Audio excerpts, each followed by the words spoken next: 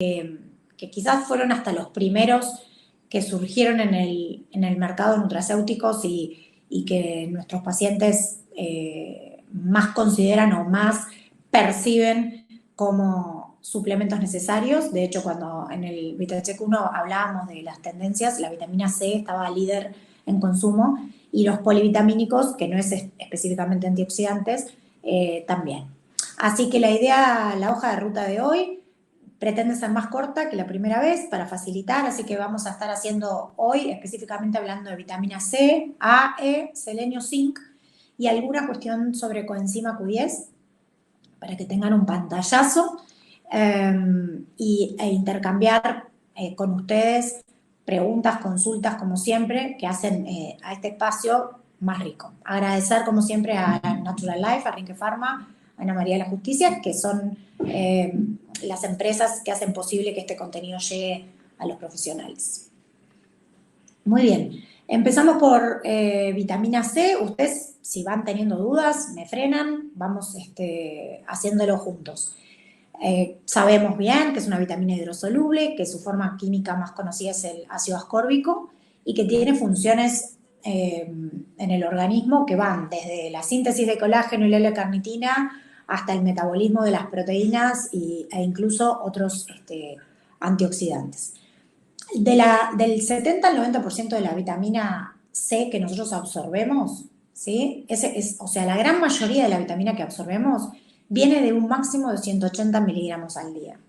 Entonces, eso me hizo pensar en suplementos que a veces indicamos con muchísima más dosis, hasta qué punto son biodisponibles y son utilizables por nuestros pacientes. Está claro que la forma química más biodisponible de la vitamina C es el ácido ascórbico y nosotros lo conseguimos de distintas formas, pero en general acá el consumo es en cápsula o en comprimido. ¿Quiénes serían las personas que tienen un requerimiento aumentado de vitamina C? Los fumadores de base tienen un requerimiento de 55 miligramos extra de requerimiento. Si a eso le sumáramos estrés, mala alimentación, nos iríamos a un aumento mayor aún de requerimiento. Los niños que no están amamantados, las personas que tienen dietas poco variadas, o sea, muchos de nuestros pacientes o personas que, por ejemplo, no comen frutas y verduras, definitivamente tienen un déficit de vitamina C o un requerimiento aumentado. Y las personas con síndromes de mala absorción intestinal. Esos son como los grandes focos de las personas a las cuales deberíamos dirigirnos con, o por lo menos evaluar, darles un suplemento de vitamina C. ¿Qué pasa con lo que hay estudiado entre vitamina C y salud? Yo les traje acá, y después si ustedes entran a la plataforma, tienen en documentos compartidos un archivo con cada uno de los nutrientes que presento hoy, para que vean de dónde salen estas referencias que estoy compartiendo con ustedes. En el primer VitaCheck yo le puse el link de las páginas de FDA, de donde tenemos esta información, así ustedes pueden acceder sin problemas. Y lo interesante es qué es lo que hay de bibliografía que vincula a los nutrientes, en este caso a los antioxidantes y salud. Vitamina C y cáncer, hay muchísima información. Y lo que se podría concluir de todo lo que leí, yo les puse ahí, les traje los textos exactamente en inglés y están los links a las referencias. Y en los documentos adjuntos les pongo de dónde salieron esas informaciones.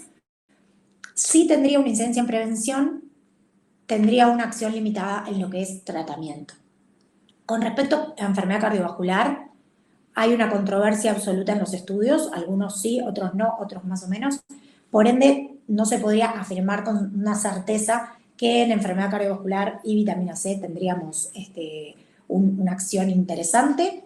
Con respecto a cataratas y a degeneración macular del ojo, sí hay una evidencia científica a favor en la prevención, ¿sí? No en el tratamiento. Y con respecto a resfríos, que es lo que originalmente surgió, la vitamina C se posicionó ahí, lo que sí está demostrado que en personas con alta exigencia física y en climas helados sí tendría un efecto positivo prevenir con vitamina C. Después, Con respecto a cálculos renales, y ese fue un tema en el cual ahondé un poquito más porque me afecta directamente, es súper controversial también la información, en algunos casos favorece, porque lo que pasa, no está claro el rol que juega o no la vitamina C en el desarrollo, porque cuando hay una hiperoxaluria preexistente no sería beneficiosa. Cuando no hay una hiperoxaluria sí ayudaría.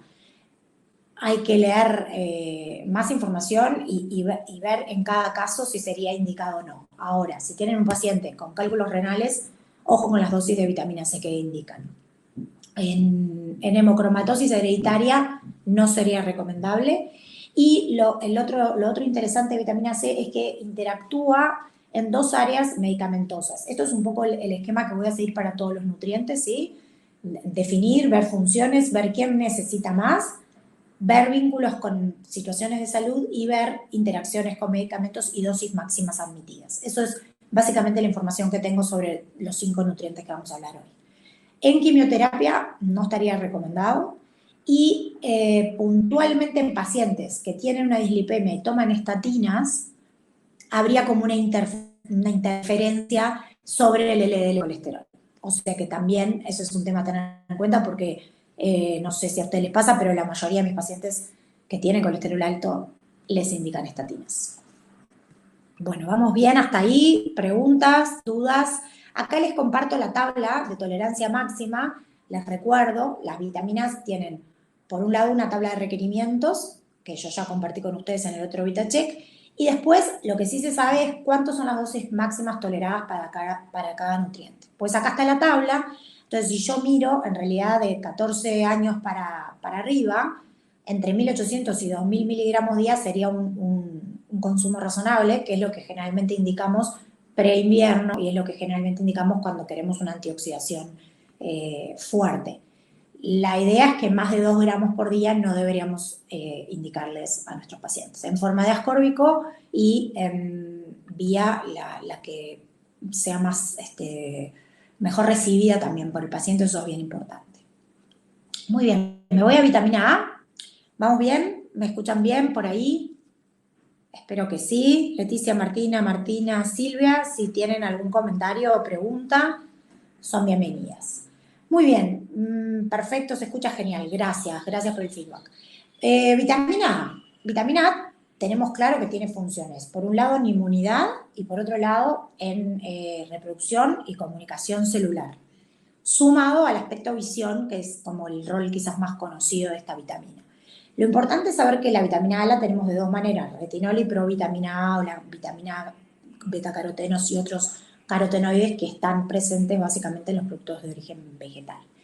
Lo interesante es que en el organismo toda se metaboliza a retinoico y retinaldehído, que son las verdaderas formas activas de la vitamina A. En general, para medir los niveles de vitamina A se pueden medir en plasma, ya sea de retinol o de carotenoides, y en realidad no nos da una pauta muy interesante en el sentido que para que haya una hipovitaminosis, cuando se afectó el valor en el plasma, estamos frente a una realidad de mucha deficiencia. Con respecto a la eficiencia concreta, estamos hablando de que tiene que haber menos de 0,70 micromoles por litro o microgramos por milicentigramos por decilitro, y que si hablamos de 0,71 con 0,5 estamos en marginal, ¿no? Estamos en un lugar de riesgo. Personalmente, cuando pido para clínica a mis pacientes, trato de no buscar que estén normal solamente, sino que estén en valores ideales. Y eso me lleva a pensar a veces que cuando estamos sobre el piso del rango, sobre el techo del rango, no estamos en la mejor situación, aunque estemos dentro de lo normal. Interesante un cambio que va a haber. La FDA tiene previsto una nueva legislación que empieza a aplicar a partir de 2020, con más plazo para organizaciones y para empresas que venden menos volumen, pero más o menos en 2020. La vitamina A, y ya les adelanto, la E, se va a empezar a expresar el requerimiento, el aporte, las dosis máximas en milicentigramos y no en unidades internacionales. Con lo cual, no vamos a tener que estar haciendo como las conversiones que tenemos que hacer. Lo importante saber es que todas las fuentes dietéticas de A se convierten en retinol, ¿tá? Y ahí está la cuenta que tenemos que hacer, que 1 mCg de retinol es equivalente a 12 beta-caroteno y 24 de alfa-caroteno. Esas conversiones se terminan en breve. Las formas químicas que en general tenemos de vitamina A es el acetato o el palmitato de retinil, y en general se puede ver sola o combinada. Los multiantioxidantes es lo que está demostrado que tenga un mejor efecto sobre la oxidación celular. ¿Quiénes necesitan más vitamina A? Los prematuros de bajo peso al nacer, los niños, las embarazadas y las personas que tienen una afección de fibrosis quística. ¿Hasta dónde podemos llegar con la vitamina A? Tenemos una tolerancia máxima que va de 600 milicentigramos en bebés hasta 3.000 milicentigramos, que serían 10.000 unidades internacionales en adultos. Como verán, el rango es súper amplio. En lactancia y en embarazo hay un límite también de 3.000, pero lo que hay que hacer es hacer un cálculo más exacto de cuánto están recibiendo por alimentación y cuánto por suplementación. En general, un multivitamínico solo, mix, no alcanza para cubrir esos 3.000 milicentigramos de vitamina A, y puede ser necesario un vitamina A aparte, además del multivitamínico. Muy bien. Interacciones interesantes con medicamentos, sobre todo por el perfil de pacientes que nosotros recibimos. El primer punto, Orlistat. Es un fármaco que inhibe la absorción de grasas, que ahora no está tan de moda, pero supo tener un auge enorme y muchos profesionales aún lo usan como coadyuvante en el tratamiento de sobrepeso y la obesidad, y tiene una interacción concreta, el Orlistat o al revés, la vitamina con el Orlistat. Puntualmente en tratamiento para psoriasis, el psoriasis es acitretin o el Bexaroten. Tienen nombres comerciales que se los dejo en la presentación. Ustedes pueden acceder a los contenidos y a esta presentación también ahora mientras están en sala. Después se las tendría que enviar de alguna manera por mail, por ejemplo. Y otra cosa importante es que los retinoides, que muchas veces se consumen, pueden incrementar el riesgo de que se sobrecargue y se sobreexija el cuerpo con suplementos de vitamina A. O sea, si están tomando retinoides, no se recomienda que agreguen un suplemento de vitamina A. Así que Orlistat, psoriasis y retinoides. Vieron que cuando entramos a buscar son cosas que ni nos hubiéramos imaginado que pueden interactuar y son bien importantes, y eso me lleva una vez más a pensar en lo importante que es concebir al paciente como un todo, escucharlo, preguntarle, más allá de cómo su vínculo con la comida, mirar balanza, mirar patologías, mirar todo, sobre todo porque ayer alguien me decía que estaba tomando un suplemento y que no tenía un suplemento que ni siquiera es suplemento, perdón, un superalimento, y no tenía menor idea que interfería con el yodo, y es una persona con trastorno de tiroides tomando T4. Entonces, eso me da bien la pauta de que los pacientes perciben que lo natural no tiene ningún riesgo y ninguna interacción. Y eso no es así, y es nuestra función saber qué más está consumiendo esa persona que tenemos delante. Bueno, muy bien.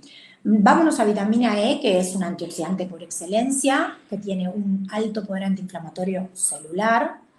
Tiene también una función en lo que es la agregación plaquetaria, de ahí su vínculo con la prevención cardiovascular de alguna manera, y también estimula el sistema inmune. Es por eso que A, C y E son las 3 vitaminas que juntas serían el máximo de antioxidante.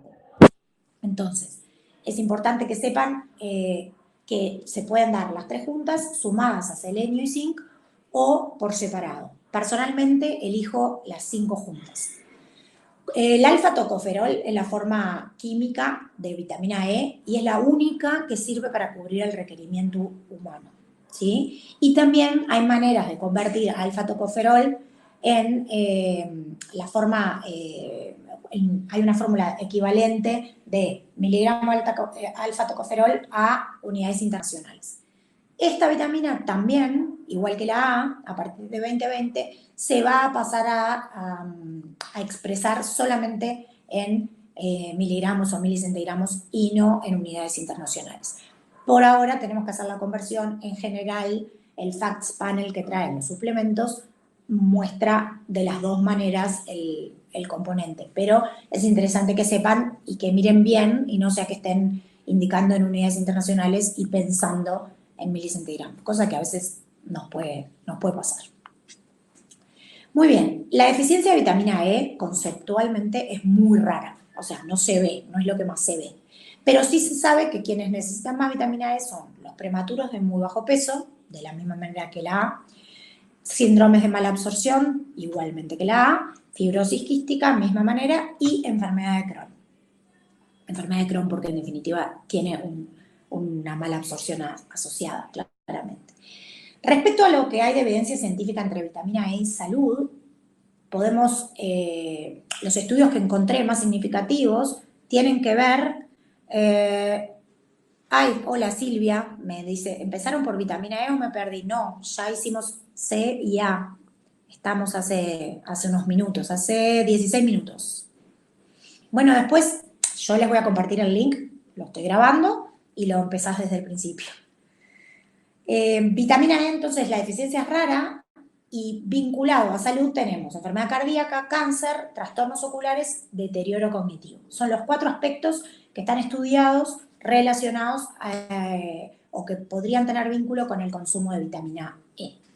Con respecto a vitamina E cardiovascular, nuevamente, hay estudios que son controversiales. Entonces, lo que se necesita es más información. Hay ensayos, revisé ese ensayo que se llama HOPE y HOPE2, que tiene una evidencia bien interesante que las dosis altas de suplementos de no reducen el riesgo cardiovascular grave, pero estudian a mujeres de más de 50. O sea, lo que yo podría decirles que revisé es que en personas de más de 50 y más de 65 años con otros factores agregados no tendría prevención, pero no tendría un efecto fuerte sobre cardiovascular, pero en las personas jóvenes sí tendría.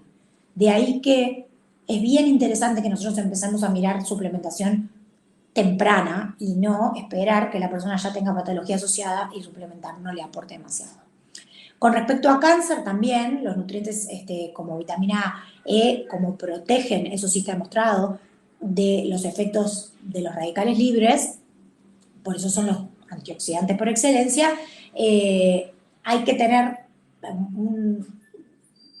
un panorama muy seguro. Personalmente no tengo ni la información suficiente ni me dedico a esa área como para indicar suplementos. Yo soy una persona que está en tratamiento o estuvo en tratamiento, todo lo discuto con su oncólogo. No le voy a indicar nada, absolutamente nada por mi cuenta. Lo voy a conversar lo voy a pedir como el aval al oncólogo. Y lo que vi, revisando todo lo que era vitaminas A, C, E, zinc y selenio, que todos interfieren de alguna manera en los tratamientos de quimio. Entonces, ni que hablar, que es un área en la que personalmente no voy a intervenir sin aporte del médico oncólogo de cabecera. Con respecto a trastornos oculares, sí, jugaría un papel importante, sobre todo por el estrés oxidativo de las células que pueden generar, por ejemplo, cataratas. Entonces tendría todo el sentido. Y con respecto a deterioro cognitivo e incluso enfermedades neurodegenerativas, se necesitaría más información también. Hay de los dos tipos, específicamente tendría un efecto protector en lo que es Alzheimer, podría proporcionar cierta protección. Así que en ese caso, y si tengo la posibilidad no sé, tengo antecedentes familiares, puedo considerarlo. Pero en definitiva, de lo que es vitaminas A, C y E, que son como la tríada original y más contundente antioxidante, yo no esperaría que la persona tuviera más de 50 años para por lo menos considerar la posibilidad, porque si asumimos que el envejecimiento celular y la inflamación no tienen que ver solamente con la edad, sino con el estrés, con el tabaco, con la falta de sueño, con la mala alimentación, en este caso yo diría que habría que valorarlo en casi todos los casos, ¿sí? En casi todos los pacientes que lleguen. No en adolescentes o en jóvenes, pero sí lo uso también en adolescentes que no comen ni una sola fruta o verdura. Uso antioxidantes y algunas otras vitaminas, más un polivitamínico, pero un antioxidante de base, por lo menos en un par de etapas al año, lo uso para apoyar la falta de nutriente proveniente de la alimentación. No sin intentar de todas las maneras posibles que, por supuesto, que coman en forma equilibrada, que estén las frutas, que estén las verduras, pero mientras tanto ayudo al sistema inmune y al rendimiento y a la oxidación celular, de puntualmente los adolescentes, no así los niños, pero en adolescentes sí lo manejo con cuidado. Acá les dejo la tabla de máxima ingesta tolerable, como todo, ustedes saben que hay requerimiento y hay máxima ingesta tolerable. Después, la cintura que tenemos que hacer somos nosotros, por eso estamos haciendo estos webinars para que ustedes puedan manejar las dosis. Con respecto a interacción, no hay interacción interesante como en la C había con las estatinas, acá con los anticoagulantes y los antiplaquetarios, que es muy común en personas que tienen riesgo cardiovascular o que tuvieron algún evento cardiovascular o que tienen hipertensión arterial o que tuvieron algún tema de coagulación. De la misma manera, porque interfieren lo que son las proteínas LDL y HDL, de la misma forma. Entonces, hay un tema ahí con anticoagulante y antiplaquetario. Y en quimio y radioterapia, cosa que ya dijimos y no quiero ser insistente con ese aspecto. Estamos llegando al zinc, que tiene que ver es uno de los minerales que más participa y que más vinculado está a aspectos del metabolismo de la célula. Tiene un requerimiento importante, o sea, es un catalítico importante que actúa y es cofactor de más de 100 enzimas, con lo que sabemos que las enzimas son necesarias para la función celular. Tiene una incidencia importante en lo que es inmunidad, síntesis de proteínas, cicatrización de heridas, ¿sí? Y síntesis de ADN y partición, división celular. Bien importante. Importante también durante embarazo, lactancia e infancia y adolescencia. Y tiene, que esto confieso que no lo sabía, lo encontré ahora estudiando para este VitaCheck, una interferencia en el sentido del gusto y del olfato. Por lo tanto, vi algunos estudios que con sobrecarga y exceso de zinc las personas perdían ese sentido del gusto y el olfato y estaba vinculado a un hiperconsumo de zinc. Entonces, el cuerpo, importante también saber, así como de las vitaminas A y E, liposolubles, nosotros podemos tener un stock, de zinc no podemos, o sea que si no lo tenemos aportado con la dieta, probablemente entremos en deficiencia. Les dejo ahí otras funciones sobre la salud.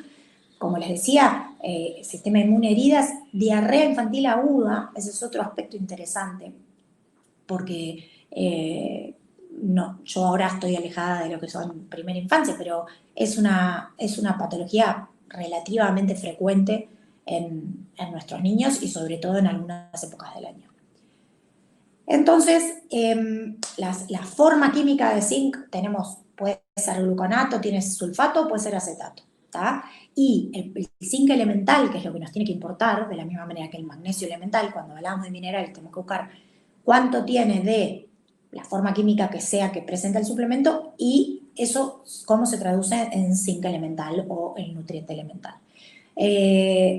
Por ejemplo, si hablamos de sulfato de zinc, el 23% tiene de zinc elemental. 220 miligramos de sulfato de zinc tienen 50 miligramos de zinc elemental. Y ese es el que me importa a la hora de pensar en el requerimiento, ¿tá? Lo que sí sabemos es que hay diferencia en biodisponibilidad y absorción, según el tipo de zinc que usemos. Y que van a necesitar más zinc debido a las funciones que este cumple quienes pasen por cirugía gastrointestinal, enfermedad de Cook, enfermedad de Crohn, patologías crónicas de hígado, de riñón, diabéticos, que me pareció bien interesante, que también puede tener que ver, vegetarianos, que tienen un aumento de base del 50% sobre la dosis diaria recomendada. Si además armamos el pool y vemos otros factores que puedan tener esos pacientes vegetarianos, probablemente nos dé que requieran un aporte de zinc extra al alimentario. Embarazo y lactancia, niños de más de 12 meses que están exclusivamente amamantados, o sea que no reciben otra fuente de zinc con la dieta, y personas alcohólicas, que es un aspecto que obviamente por la sobrecarga que tiene para el hígado y el riñón y otras cuestiones hacen que aumente el requerimiento de zinc. Les decía, para las que se sumaron después, que esta presentación se la pueden descargar ahora antes de salir de sala del webinar, y también les dejé los documentos con el extracto de la información de cada uno de los fact sheets de FDA que usé para preparar este webinar. Muy bien, vámonos a, bueno, tolerancia, ahí les dejo los máximos, que verán que entre bebés son 4 miligramos y en adultos es 40, o sea, el requerimiento varía muchísimo. Y contarles que hay unas interacciones muy interesantes que a su vez, si tenemos una persona con alto requerimiento de zinc por cualquiera de las razones que mencionábamos antes, cuidado con antibióticos, especialmente un fármaco para el tratamiento de la artritis, ¿sí? Penicilamina y diuréticos. Son 3 que interfieren. Y después, lo otro que se constató es que cuando hay una suplementación de hierro altísima, estamos hablando de más de 25 miligramos, que es una alta suplementación, hay como consecuencia una deficiencia de zinc. En general, en el organismo todo actúa en forma sinérgica. Entonces, si vamos a subir mucho uno, hay que cuidar otros, siempre. Eso es como una regla madre. Muy bien, nos vamos a selenio y con esto vamos casi llegando al final de esta webinar, que también tiene una importancia en lo que es reproducción, metabolismo, particularmente la hormona tiroidea, síntesis de ADN y antioxidante o protección de infección. De ahí que selenio y zinc completen a ese grupito de vitaminas A, C y E como los 5 más antioxidantes. Químicamente podemos tener selenio orgánico e inorgánico, ¿sí? Y ambas fuentes pueden ser buenas fuentes dietéticas de selenio. Así como en el caso del zinc, había que buscar el zinc elemental, en selenio, sea orgánico o inorgánico, estamos sabiendo que tiene un aporte interesante. Lo podemos tomar solo o como multivitamínico, multimineral. En general está comprendido dentro de varias opciones de varios nutrientes. Y sabemos que la biodisponibilidad de la selenometionina es del 90%, mientras que del selenito, que es otra forma, es del 50%. Siempre las formas químicas van a condicionar la biodisponibilidad. Es por eso que hay que mirar eso, más la dosis, más la forma química, para darle al paciente siempre la mejor opción. ¿Quiénes necesitan, por lo tanto, más selenio? Las personas que están en diálisis por afección renal, y las personas que tienen HIV. Ahora, vamos a mirar qué vínculos encontré entre selenio y salud. Y obviamente, nuevamente estamos hablando frente a cáncer, enfermedad cardiovascular, deterioro cognitivo y puntualmente en este caso tiroides, porque es uno de los nutrientes que interfiere o que trabaja, que interviene en la glándula tiroides, como decíamos. Con respecto a cáncer, como el selenio tiene un efecto importante en reparación de ADN, como los otros antioxidantes, van a tener una incidencia en todo lo que es lo inmunitario, ¿no? Lo que revisé fue que podría tener un efecto preventivo. En este mes que estamos en el mes del cáncer de mama, es interesante saber que podría tener un efecto preventivo. Por otro lado, hay otros estudios que presentan una asociación inversa entre selenio y algunos otros cánceres como pulmón, vejiga, piel o colon. Con respecto a enfermedad cardiovascular, reduce la inflamación y la agregación plaquetaria, por ende podríamos decir que tiene un efecto preventivo, no así de tratamiento. En este caso estamos hablando siempre de preventivo y no de tratamiento, porque una vez que está todo el panorama deteriorado, es difícil pensar en que solo el nutriente solito pueda revertir. Con respecto a deterioro cognitivo, lo que sí se vio es que con la edad las concentraciones de selenio bajan y eso podría estar vinculado al deterioro cognitivo asociado a la edad, por lo cual sería interesante tenerlo como un antioxidante de cabecera en el caso de personas adultos mayores. Y Lo otro importante es saber que cuando hay enfermedad tiroidea hay que valorar bien lo que es dosis y forma química de selenio, porque como el selenio participa de lo que es la secreción y el metabolismo de la hormona tiroidea, es interesante no ni sobrecargar a la glándula ni dejarla en déficit. Riesgos para salud por exceso de selenio, lo que sabíamos que había tiene que ver de la misma manera que con el zinc había una afección en el olfato y en el gusto, con el selenio también hay un tema de olor a ajo en el aliento y de sabor metálico en la boca.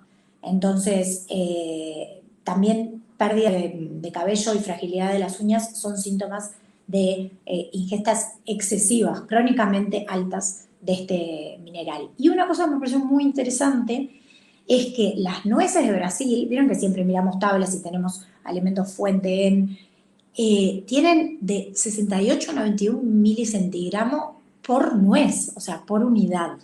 ¿Tá? Entonces, como los frutos secos son una buena opción, están tan de moda y nuestros pacientes tienden a cuidado, porque si se consuman regularmente y en altas dosis, puede haber un exceso de selenio debido a las nueces de Brasil. Como todo, moderación y porción son básicas, también en lo que tiene que ver con vitaminas y minerales.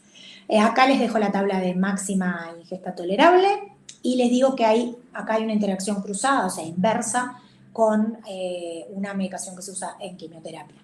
Como conclusión, podríamos decir que en todos los antioxidantes hay interacciones en el tratamiento de quimioterapia, por lo cual no indicaría por mi cuenta de ninguna manera, como ya les decía. Con coenzima Q10 la traigo porque se utiliza, está disponible, hay información, o sea, evidentemente no tenemos una ingesta diaria recomendada de coenzima Q10 como de otros enzimas, porque tenemos de minerales, vitaminas y no de enzimas, y les dejo para que puedan mirar y para que sepan que ayuda y como coadyuvante de los otros antioxidantes puede reducir riesgo de daño cardíaco, antioxidación y por lo tanto inflamación y por lo tanto participar en lo que es prevención de cáncer. Vi una investigación bien interesante que vincula la coenzima Q10 con una eficiencia en prevenir migrañas. Eso me pareció bien interesante. Me acordé especialmente de una paciente, pero tiene una evidencia limitada todavía, pero puede tener un buen pronóstico en ese sentido. Y después hay mucha información en todo lo que tiene que ver con neurodegenerativas, esclerosis lateral, síndrome de Down, enfermedad de Huntington, y la investigación todavía no está completa, pero parecería que podría haber una buena asociación entre coenzima Q10 y ese tipo de situación.